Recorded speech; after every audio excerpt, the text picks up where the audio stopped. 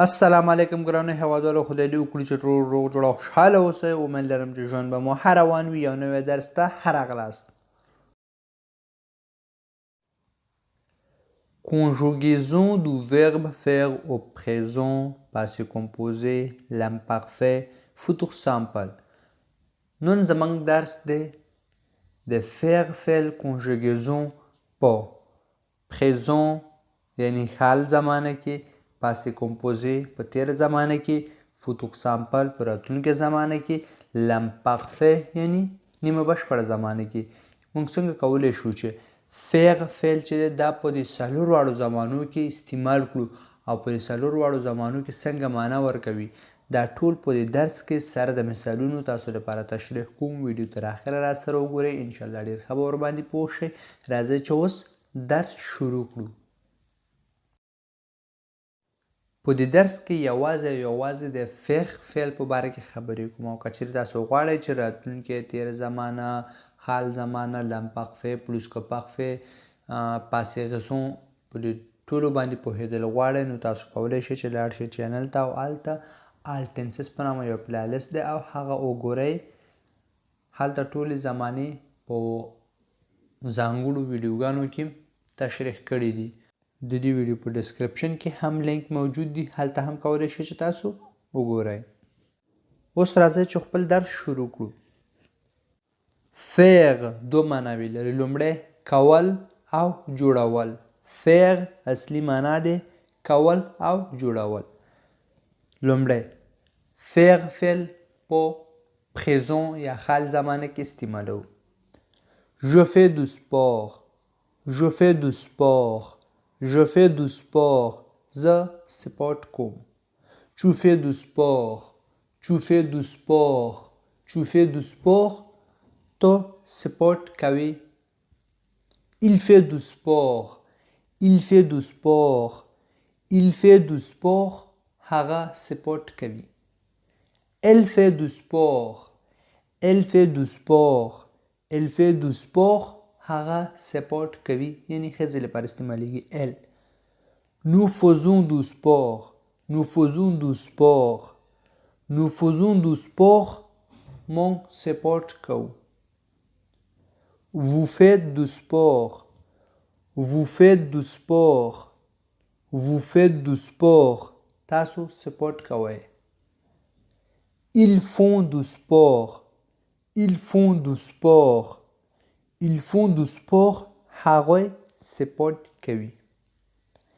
Elles font du sport. Elles font du sport. Elles font du sport. هغوی سپورت کوي ښځو لپاره استعمالیږي. Je fais, tu fais, il fait, elle fait, nous faisons, vous faites, ils font, elles font.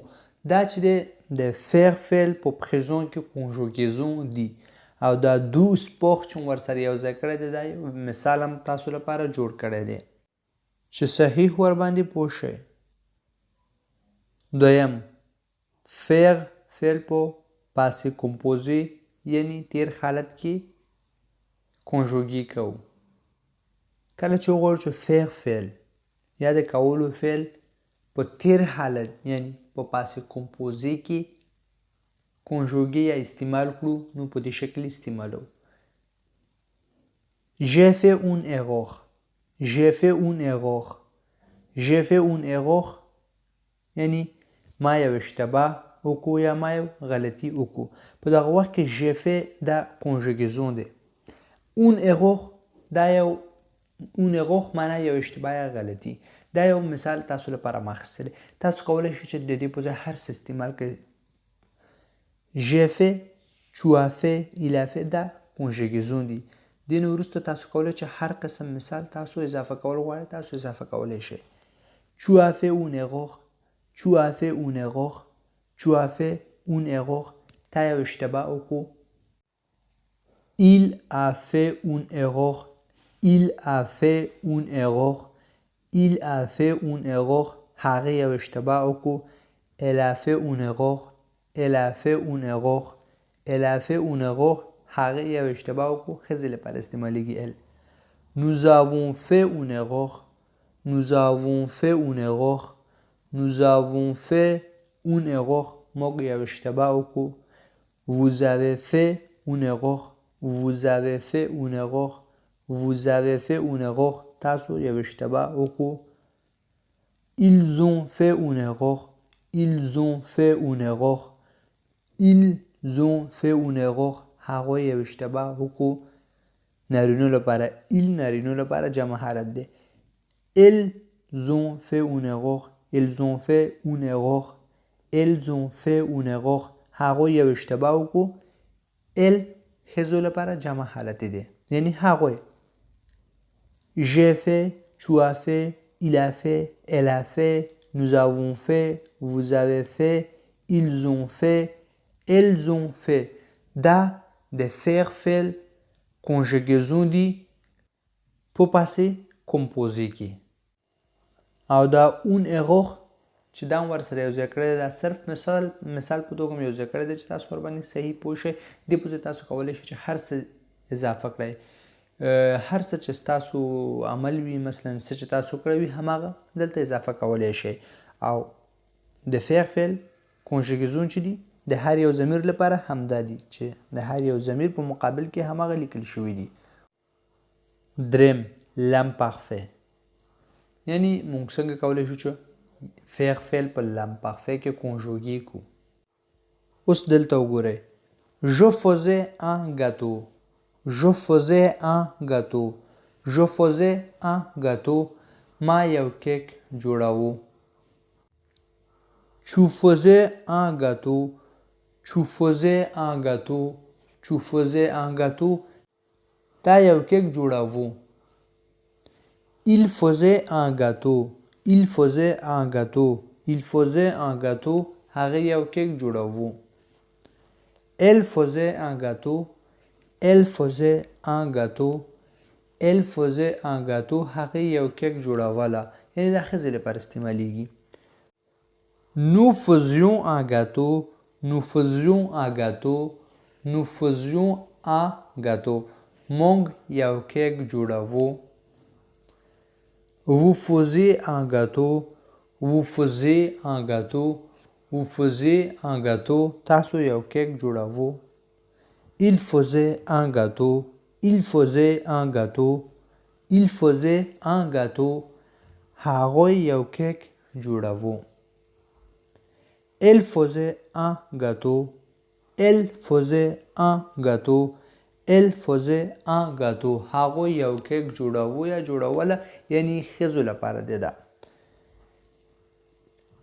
د l'imparfait په هغه وخت کې استعمالولی شو کله چې د خپل د تیر خاطراتو یا د تیر یادونو یا عادتونو په باره کې خبرې کوو دا l'imparfait استعمالو د faire فعل l'imparfait په زمانه کې conjugaison چې دی دا دی je faisais tu faisais il faisait elle faisait nous faisions vous faisiez il faisait elle faisait دا د faire فعل conjugaison دی په l'imparfait کې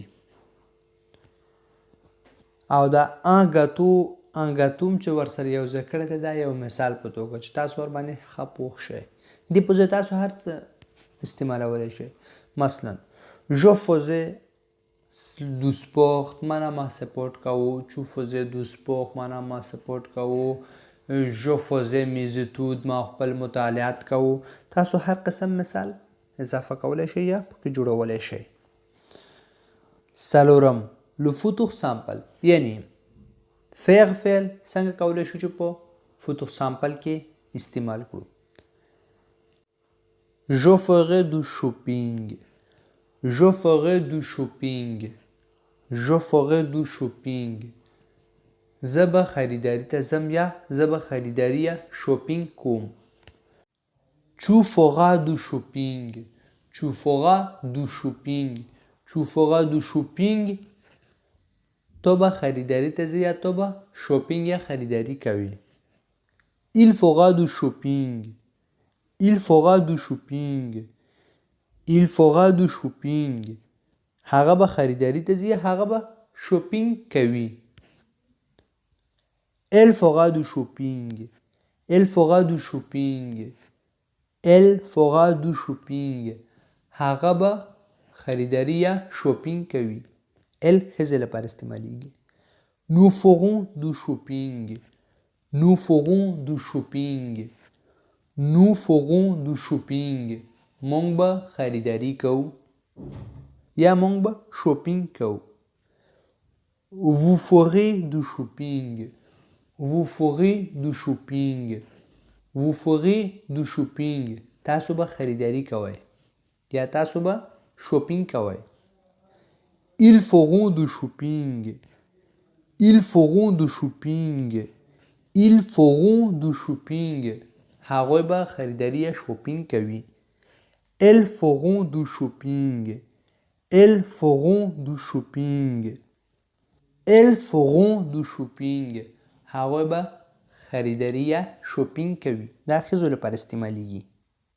Je ferai, tu feras, il fera, elle fera, nous ferons, vous ferez, ils feront, elles feront.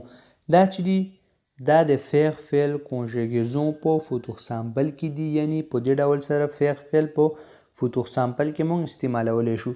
دو شوپینګ یو مثال هم ورسره یو ځای کړی دی. تاسو کولی شئ چې د دې په ځای نور مثالونه ورسره یو ځای کړئ.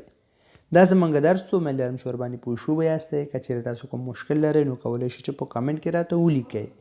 که چیرې ویډیو مو خوښ شوی وي نو لایک او شیر کړئ چې نور ملګري هم وویني.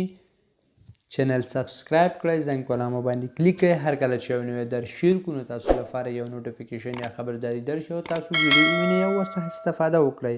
تر راتلونکي ویډیو پورې ښه وخت او ښه ژوند ولرئ. په مو هم ښه.